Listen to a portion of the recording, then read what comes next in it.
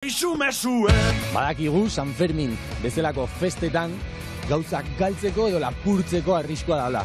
Eta horiek iditzeko bakoitza bere trukotxoa ditu. Bueno, zein da zure trukotxoa? Pues saltzen altuzu zapatile. Boltsilloan sartu eta eskua barruan ez lapurtzeko. Jartzen ditugu hemen motxilita honetan eta jartzen dut horrela eta jazta. Tiene dos sujetadorian. Sujetadorian. Boltsikoetan eta jazta. Jartzen naiz mugikorrarekin kuerdatxo bat. Riñonera, pues nire baten ditu riñonera. Gehixen bat ez dut tesarra eramaten. Baduzu haunitz leku. Eta eramaten dudana, jartzen dute mentxe poltsan.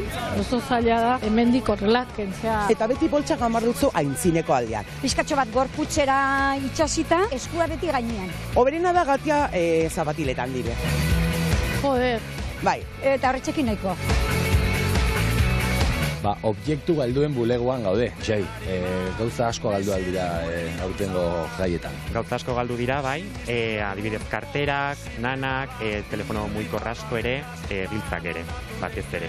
Jende asko etortzea, bere gauzen bila, edo asko hemen txegatzen dira urtiak eta urtiak. Bai, hemen objektu asko geratzen dira, senske jendeak nik uste galtzen du beti hori itxaropena, eta ez da etortzen ona. Baton batek galdu badu zerbait, badak jakin dezala. San Ferminetan gaude irekita, egun guztian justo, egun osoan, eta hori, pasatu hemendik ea zortea dagoen.